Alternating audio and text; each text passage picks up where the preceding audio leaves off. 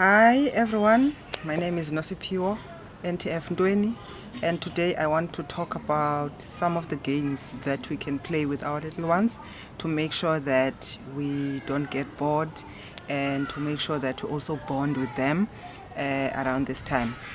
Okay, so the first game that I have played and I have been playing with my kids is snakes and ladders. So that one, if you don't know how to play it, you may be surprised because kids, you don't know these things. So you may actually ask the kids to teach you how to play the game. And if you don't have the game or you can't find it in your local grocery store, so what you can do, you can also download it. You can go and Google snakes and ladders and then .pdf. So you're likely to get pictures or graphics that you can download.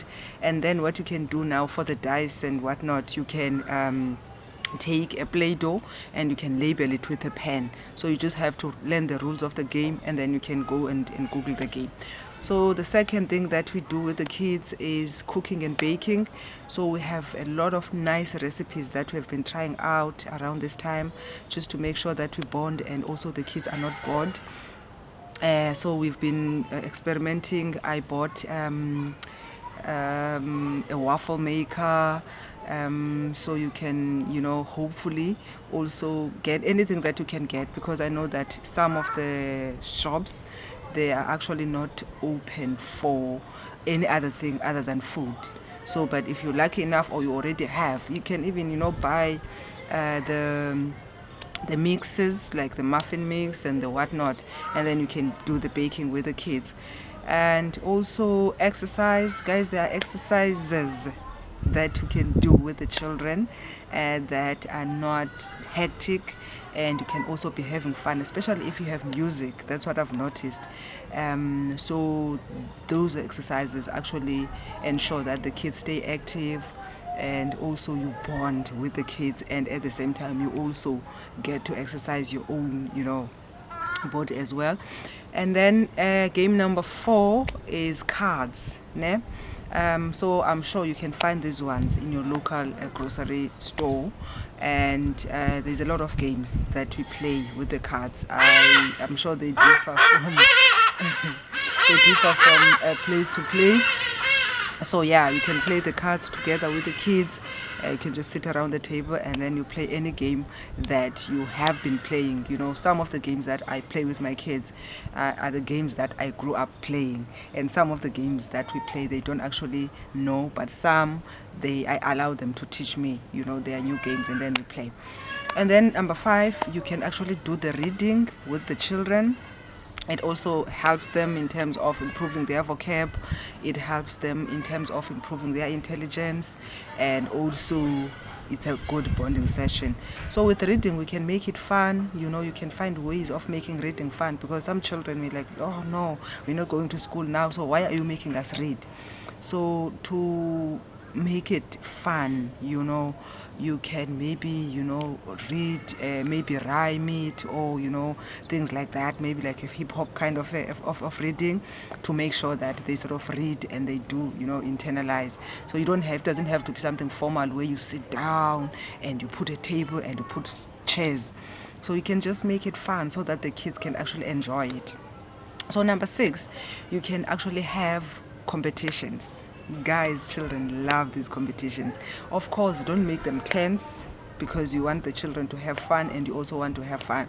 For an example, you can have dance competitions, and make sure that you take turns in dancing, or you have a judge, especially if you have other people, or maybe you can let the kids compete against each other and you be the judge. And then if you have 2 kids like myself, then you can compete with another one, and the other one can be the judge, just to keep things going. And then you can also have an open mic, a kind of a competition whereby you have music, and then you sing or you rap or you all do all of that, just to have fun with the kids. And another one could be poetry, in terms of that competition. So you can have poetry competition where somebody maybe is writing a poetry or is sort of citing a poem or anything like that.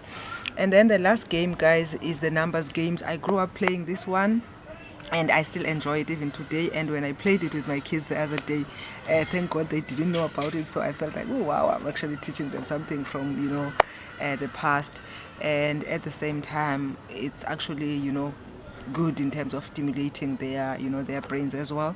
So the numbers game, how we play it, we take a book, you just write down numbers, you know, you scatter them all over the book up to 100. So, and then after that, you sort of, each kid or each person in the group, or each player, you know, takes a certain way of identifying a number. So you sort of start from number one. If one has, you know, identified number one, you can either scratch, or you can either circle, or you can, you know, put an X. So another person chooses an X, another person chooses, you know, a circle, and another one chooses a forward slash. And then from there, once you're done with all the numbers, so you sort of identify those numbers, you compete, it's a fun game.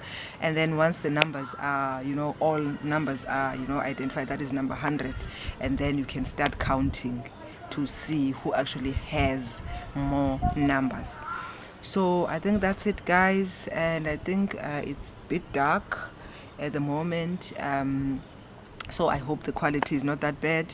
And yeah, we just have to try, you know, to stay fun, to stay funny as possible, to do things that are going to make sure that at least this 21 days, you know, of lockdown is not as bad, you know, as it can be or as it could be. So yeah, I think that's it, guys. You know what to do. I intend to upload more videos, or to record more videos, so you know what to do. You like, you subscribe, and you share. Thank you very much. Bye.